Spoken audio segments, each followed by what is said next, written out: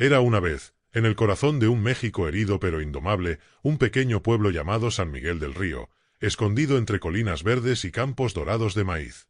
Allí vivía un joven campesino llamado Emiliano, de rostro curtido por el sol y manos endurecidas por el trabajo.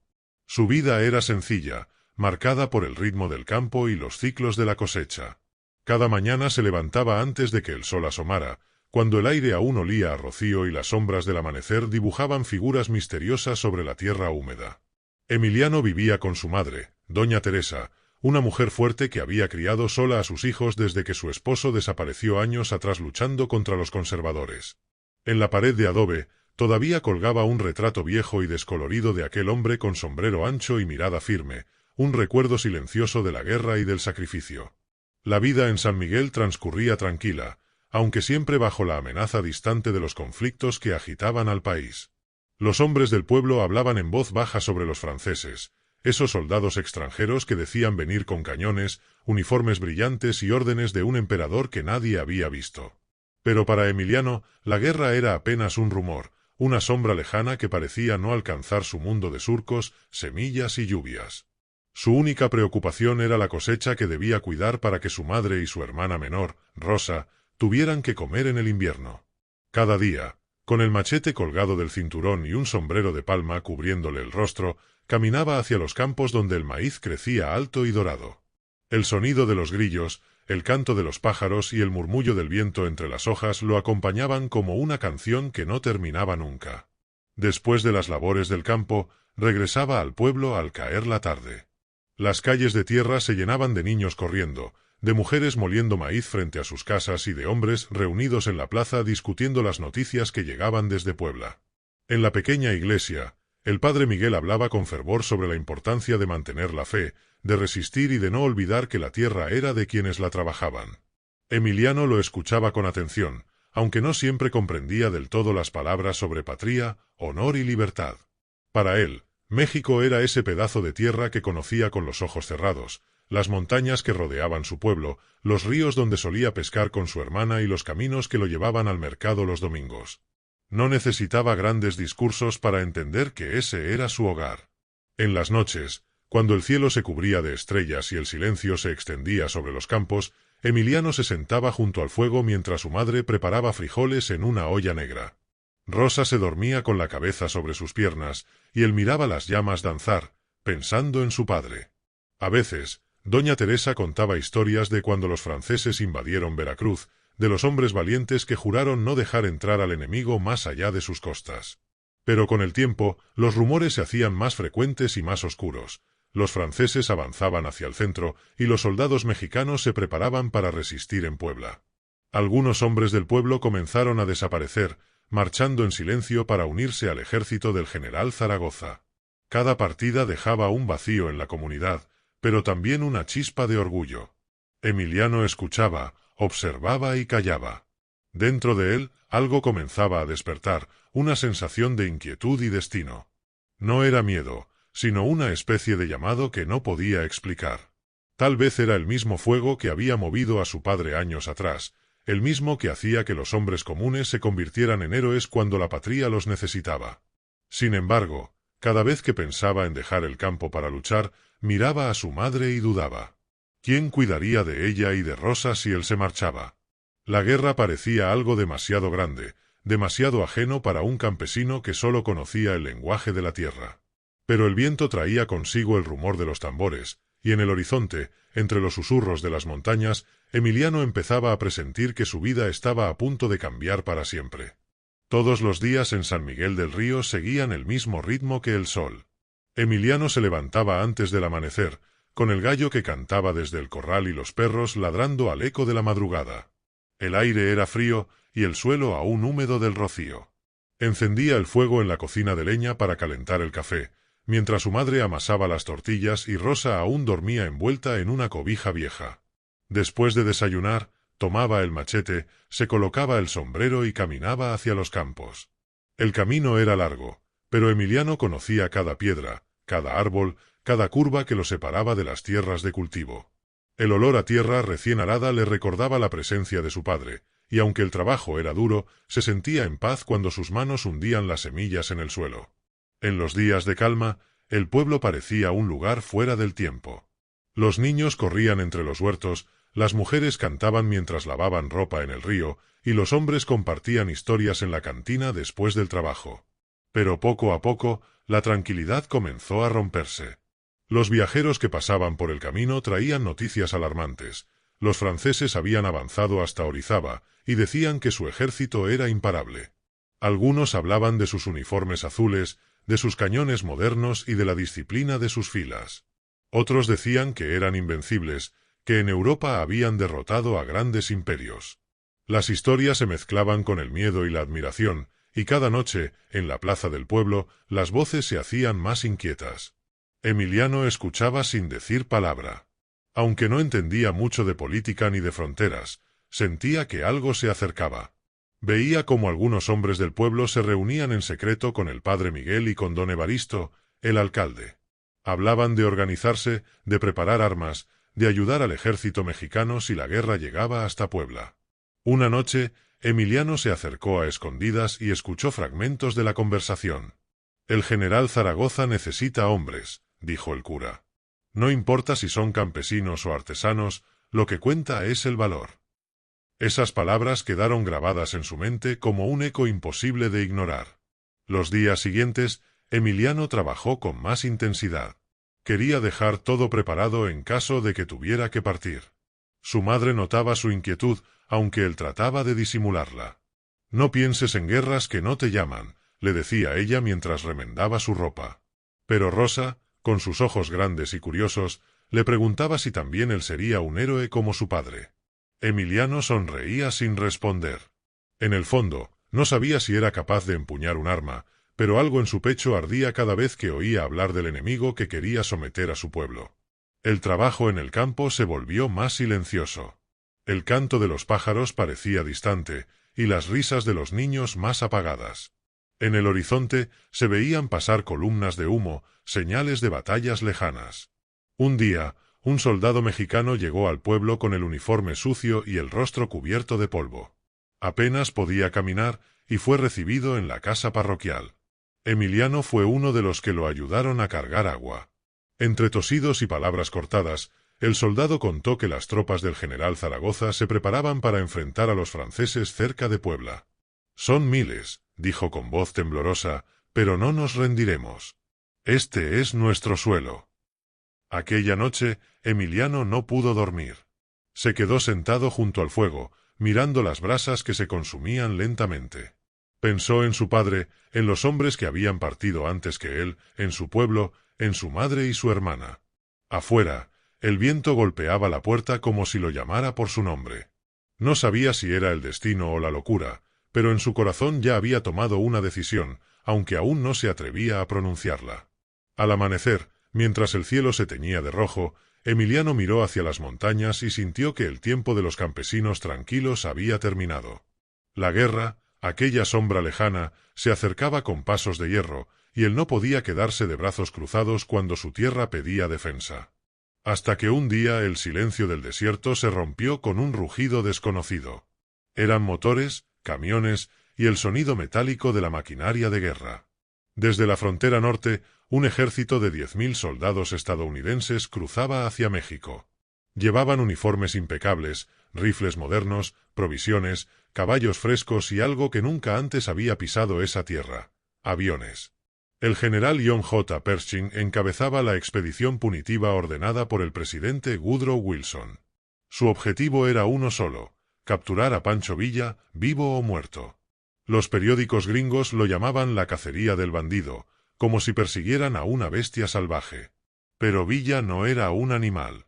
Era un estratega nacido del polvo y del hambre, un hombre que conocía la tierra mejor que cualquier mapa. La noticia corrió como fuego. En los pueblos, la gente murmuraba con miedo. Algunos pensaban que Villa huiría, que no podría enfrentarse a una fuerza tan grande.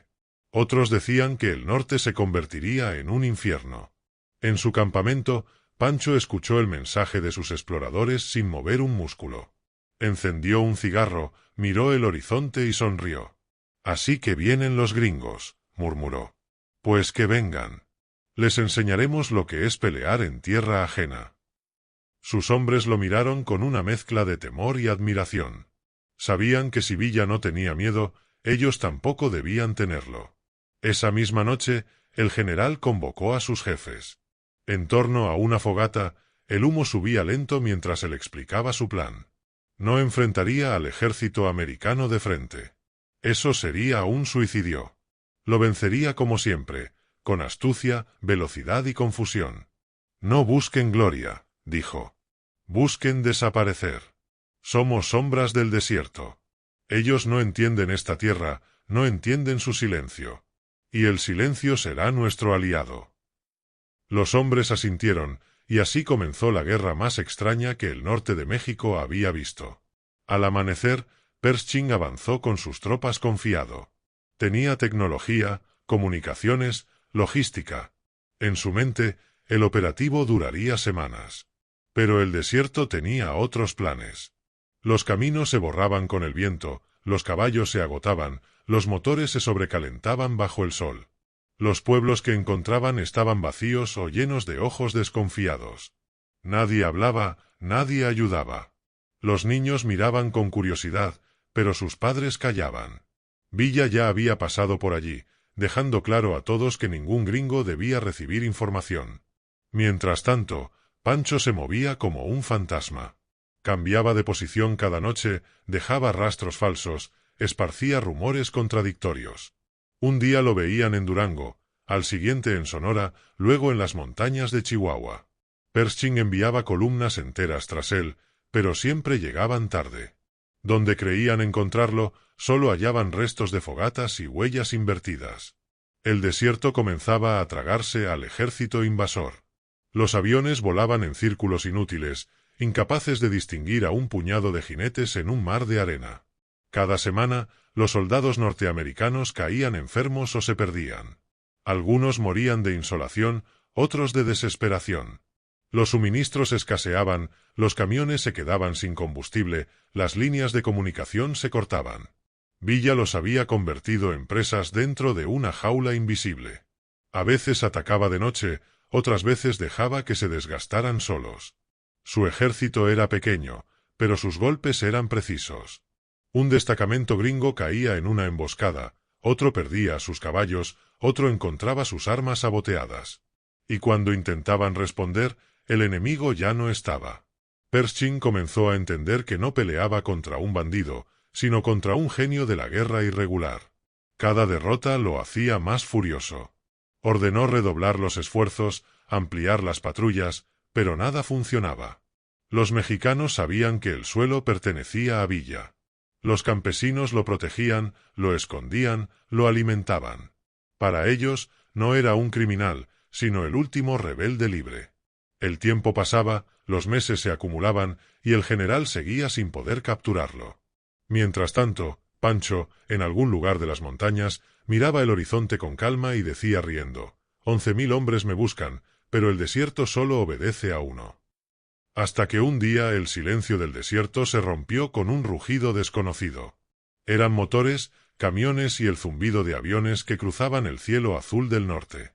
Desde la frontera, un ejército de 10.000 soldados estadounidenses avanzaba hacia México bajo las órdenes del general John J. Pershing. Llevaban uniformes nuevos, rifles relucientes y la arrogancia de quien cree que el poder puede conquistar cualquier tierra. Su misión era clara: capturar a Pancho Villa, vivo o muerto. El ataque a Columbus había herido el orgullo americano, y ahora la mayor expedición militar en tiempos de paz se lanzaba a cazar a un solo hombre. La noticia viajó como una sombra por los pueblos del norte. En las cantinas se murmuraba que los gringos venían con máquinas que volaban, con armas que escupían fuego, con una fuerza que ningún mexicano podía resistir. Algunos aconsejaban a Villa huir a las montañas y desaparecer. Pero cuando la noticia llegó a su campamento, el general no mostró miedo. Escuchó en silencio, acarició su bigote y soltó una carcajada que hizo eco en la sierra. 10.000 hombres para atrapar a uno solo, dijo. Eso me hace sentir importante. Esa noche, mientras las estrellas brillaban sobre Chihuahua, reunió a sus hombres. La fogata iluminaba los rostros curtidos de campesinos y soldados. No los enfrentaremos de frente, dijo Villa. Ellos traen máquinas, nosotros tenemos cerebro. Ellos conocen mapas, nosotros conocemos la tierra. Si el desierto nos es fiel, esos gringos se perderán antes de verme la cara. Los hombres asintieron. Sabían que su jefe no hablaba por orgullo, sino por instinto. Al amanecer, Pershing cruzó la frontera confiado. Tenía a su favor la tecnología más avanzada de su tiempo: aviones de reconocimiento, telégrafos portátiles, automóviles blindados. Pero ningún aparato podía leer el alma del desierto. Las tormentas de arena borraban los caminos, los caballos morían de sed, los camiones se atascaban en el fango. El calor partía la piel y el frío nocturno les helaba los huesos. A cada paso, los soldados se preguntaban si realmente perseguían a un hombre o a un fantasma. Villa, mientras tanto, jugaba con ellos. Sabía cuándo atacar y cuándo desaparecer. Un día asaltaba un convoy, tomaba sus armas y se desvanecía entre los cerros. Otro día dejaba rastros falsos que hacían que el ejército marchara en círculos. A veces aparecía en Durango, luego en Sonora, después en Chihuahua, burlando todas las rutas de Pershing. Cada vez que los estadounidenses creían acorralarlo, encontraban solo cenizas y huellas invertidas. Era como si el viento borrara su existencia. Por causa de eso, Villa transformó la guerra en un juego de sombras. Cada día trazaba nuevos planes, usando su conocimiento del terreno como si fuera un tablero. Los pueblos se convertían en puntos de comunicación, las montañas en murallas invisibles, los arroyos secos en caminos secretos.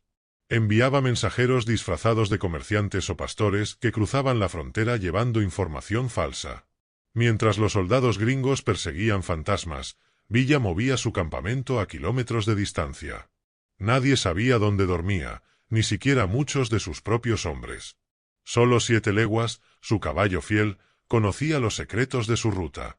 En las noches sin luna, Pancho y sus jinetes cabalgaban sin hacer ruido. Atravesaban los valles descalzos, con los cascos envueltos en trapos para no dejar huellas. Cuando encontraban un destacamento enemigo, atacaban con precisión quirúrgica. En minutos tomaban armas, provisiones y se esfumaban antes de que el polvo se asentara. Los sobrevivientes contaban historias de apariciones súbitas, de siluetas que surgían del viento y desaparecían entre los cactus. Algunos comenzaron a creer que Villa no era un hombre, sino un espíritu del desierto, una fuerza ancestral que se burlaba de los invasores. Mientras tanto, en el cuartel de Pershing, la desesperación crecía. Los informes se contradecían. Un día aseguraban haber visto a Villa en Parral y al siguiente, en Guerrero.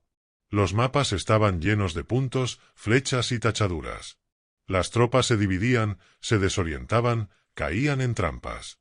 El general, frustrado, mandó construir bases en territorio mexicano, pero eso solo aumentó el odio del pueblo.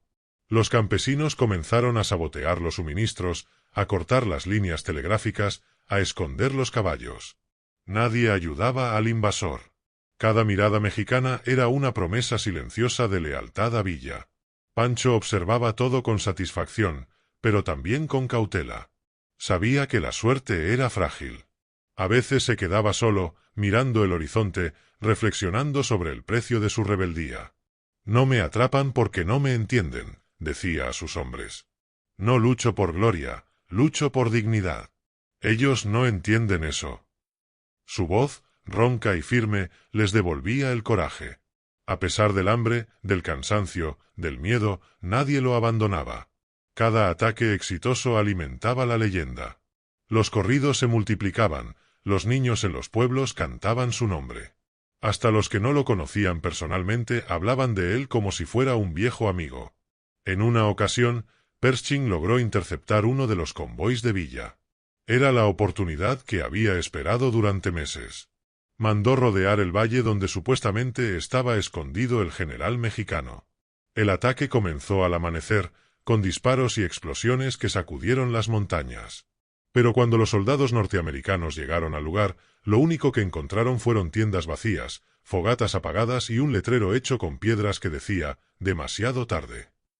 La risa de los mexicanos resonó entre las colinas, y el general norteamericano apretó los puños, sabiendo que había sido engañado otra vez. El tiempo se volvió enemigo de los invasores. Las lluvias destruyeron los caminos, Las provisiones escaseaban y los caballos morían agotados. Pershing pidió más recursos, pero desde Washington llegaban órdenes confusas. Estados Unidos estaba a punto de entrar en la Gran Guerra en Europa, y la atención del gobierno comenzaba a alejarse de México. Aún así, el general se negaba a retirarse sin su trofeo. Pero cada día que pasaba, su ejército se hundía más en la frustración. Villa, por su parte, seguía moviéndose con libertad. Visitaba los pueblos disfrazado, se mezclaba entre la gente, escuchaba sus historias. Sabía que su mayor fuerza no eran las armas, sino la gente que creía en él. Un hombre solo puede desaparecer, decía, pero un pueblo entero no. Así, mientras los gringos perdían hombres y moral, Pancho fortalecía su mito. El desierto se volvió su cómplice, el viento su mensajero, la oscuridad su refugio. Y cada día que pasaba sin que lo atraparan era una victoria más sobre el imperio que había jurado capturarlo. Por causa de eso, la frustración en el campamento estadounidense se volvió insoportable. Los oficiales discutían entre sí, los soldados se quejaban del calor, de la sed, del cansancio, de la nada. Habían llegado con promesas de gloria, pero solo encontraban polvo y silencio. El desierto parecía burlarse de ellos, como si cada duna escondiera una risa invisible. Pershing, con el rostro endurecido por la impotencia, observaba los mapas que ya no tenían sentido. Cada movimiento de sus tropas terminaba en vacío. Pancho Villa siempre iba un paso adelante, como si adivinara el pensamiento de su enemigo. El general decidió entonces cambiar de estrategia. En lugar de perseguirlo, esperaría. Mandó construir fortificaciones en puntos estratégicos y ordenó patrullas constantes. Quería obligar a Villa a atacar, cansarlo, exponerlo. Pero Pancho entendió el juego y volvió a desaparecer. Pasaron semanas sin señales de su ejército. El sol caía implacable, los motores de los camiones se fundían, los caballos se desplomaban de agotamiento. El silencio se volvió una tortura. Los hombres comenzaron a escuchar historias. Decían que Villa podía transformarse en coyote, que viajaba con el viento, que dormía bajo tierra. Algunos soldados juraban verlo en sueños, montado en su caballo blanco, riendo mientras lo señalaba. Mientras tanto, Villa no descansaba. En un pequeño pueblo de Chihuahua reunió a sus hombres y los animó con palabras que quemaban. El enemigo tiene dinero, pero no tiene alma. Tiene rifles, pero no tiene causa. Nosotros peleamos por nuestra tierra, y eso nos hace invencibles. Sus palabras se extendieron como fuego. Los campesinos les ofrecían comida, los niños servían de mensajeros, las mujeres escondían municiones en los pozos. Cada mexicano se volvió un aliado, cada piedra un refugio. La invasión extranjera había unido a un pueblo que antes estaba dividido por guerras internas. Villa empezó entonces a usar una táctica más audaz, atacar a los convoys de suministros. Robaba gasolina, comida, municiones, y las repartía entre sus hombres y los aldeanos. Los soldados norteamericanos se quedaban sin recursos, hambrientos y confundidos. En una de esas incursiones, Pancho dejó una nota dentro de un saco de harina que decía: «Gracias por su visita, pero en México mandamos nosotros». La nota llegó hasta las manos de Pershing, y la rabia le recorrió la sangre. Sin embargo, nada podía hacer. Cada intento por acorralar al guerrillero terminaba en humillación. Los meses siguieron su curso. 11, en total. 11 meses de persecución inútil, de desgaste, de derrotas invisibles. Las botas norteamericanas dejaron huellas por todo Chihuahua, pero ninguna los llevó a Villa. El desierto, cansado de tanto ruido, volvió a su calma. Pershing, agotado, comenzó a recibir órdenes desde Washington. La guerra en Europa exigía su atención, y Estados Unidos ya no podía gastar hombres ni dinero en una cacería imposible. Los políticos decidieron lo que el orgullo del general no podía aceptar: la retirada. El día que se anunció la retirada del ejército estadounidense, los pueblos del norte celebraron en silencio. No hubo desfiles ni fiestas, solo una sensación de alivio y orgullo. El invasor se iba, y Pancho Villa seguía libre. En algún lugar entre las montañas, el general rebelde encendió un cigarro y observó el atardecer. No había ganado una batalla formal, pero había vencido al enemigo más poderoso del mundo con paciencia, ingenio y coraje. Los gringos aprendieron lo que es México, dijo con una sonrisa cansada. No se conquista lo que no se entiende. Los hombres que lo acompañaban levantaron sus sombreros en señal de respeto. Sabían que eran parte de algo que trascendería el tiempo. Villa no solo había burlado a un ejército, había demostrado que un solo hombre podía desafiar a un imperio y salir vivo. En los días siguientes, los corridos comenzaron a cantar su hazaña. Pancho Villa burló al gringo, decían las letras, porque el desierto lo escondió y el pueblo lo protegió. Y mientras los últimos soldados norteamericanos cruzaban la frontera, el eco de esas canciones se mezclaba con el viento, llevando su nombre hasta el otro lado. Hasta que finalmente la guerra invisible llegó a su fin. El ejército estadounidense cruzó de nuevo la frontera, cansado, frustrado y derrotado por un enemigo que nunca logró ver de cerca. Pershing marchaba con el rostro endurecido, consciente de que había gastado 11 meses, millones de dólares y miles de hombres en una persecución inútil. Los periódicos de su país lo recibieron con titulares ambiguos. Algunos lo llamaban patriota, otros lo acusaban de fracaso. Pero en México, el pueblo ya tenía su propio veredicto. Pancho Villa había ganado. No con cañones ni tratados, sino con inteligencia, con paciencia y con el apoyo de una nación que lo veía como símbolo de resistencia. En los pueblos del norte se contaban historias de su hazaña. Decían que los soldados gringos lo habían buscado por montañas, desiertos y valles, pero que el viento lo protegía. Los niños repetían que Villa podía aparecer y desaparecer con solo cerrar los ojos. Los viejos, reunidos frente a las fogatas, aseguraban que el desierto lo había adoptado como hijo y que por eso nadie podría atraparlo. Cada relato agrandaba la leyenda, cada voz añadía un detalle nuevo, y así su nombre se convirtió en mito antes de morir. Pancho Villa, por su parte, no celebró con gritos ni desfiles. Cuando supo que los estadounidenses se retiraban, solo sonrió en silencio. Estaba en un pequeño rancho, rodeado de sus hombres más fieles. El sol se escondía entre los cerros, y el aire olía a tierra húmeda. Encendió un cigarro, miró el horizonte y dijo: «Los poderosos siempre creen que pueden cazar a los hombres libres. Pero lo que no entienden es que la libertad no tiene cuerpo. No se atrapa, no se encierra». Su voz sonó cansada, como la de alguien que ha visto demasiado, pero en sus ojos todavía brillaba el fuego de la rebelión. Durante los días siguientes, Villa siguió cabalgando por los caminos de Chihuahua. Visitó pueblos, habló con campesinos, repartió comida, escuchó historias. Donde pasaba, la gente lo recibía como a un santo. Algunos le ofrecían agua, otros le pedían bendiciones, y muchos simplemente querían tocar su mano, convencidos de que la suerte se pegaba a su piel. Él sonreía con humildad, sabiendo que la admiración del pueblo era su verdadero escudo.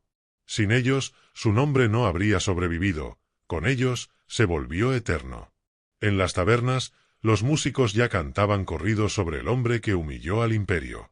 Pancho Villa burló al gringo durante 11 meses, decían las letras entre guitarras y trompetas. El sol lo escondía de día, la luna lo guiaba de noche. Aquellas canciones cruzaron fronteras, y hasta los mismos soldados que habían regresado a Estados Unidos las escuchaban con una mezcla de rabia y respeto. Villa se había convertido en leyenda incluso entre sus enemigos. El desierto volvió a la calma. Las huellas de los caballos se borraron con el viento, las fogatas se apagaron, los disparos se convirtieron en ecos lejanos. Pero en la memoria del pueblo mexicano quedó grabada la historia del hombre que se enfrentó solo a un ejército extranjero y no fue vencido. Cada generación la repetiría de nuevo, adornándola, reinventándola, pero siempre con el mismo mensaje: la dignidad no se negocia y ningún poder puede dominar un espíritu libre. Años después, cuando Villa dejó las armas y trató de vivir en paz, su sombra seguía siendo perseguida. Los gobiernos lo temían, los poderosos lo odiaban, el pueblo lo adoraba. Y aunque el destino finalmente lo alcanzaría en una emboscada años más tarde, su muerte no borró su victoria. La historia recordaría para siempre aquel episodio donde un mexicano, con la astucia del zorro y el corazón del león, burló a 10.000 soldados extranjeros durante 11 largos meses. En las noches del norte, cuando el viento sopla entre las montañas, todavía se dice que se escucha el galope de 7 leguas y la risa de Pancho Villa, retumbando en la oscuridad como un recordatorio eterno de que el valor, cuando nace del pueblo, jamás se deja atrapar.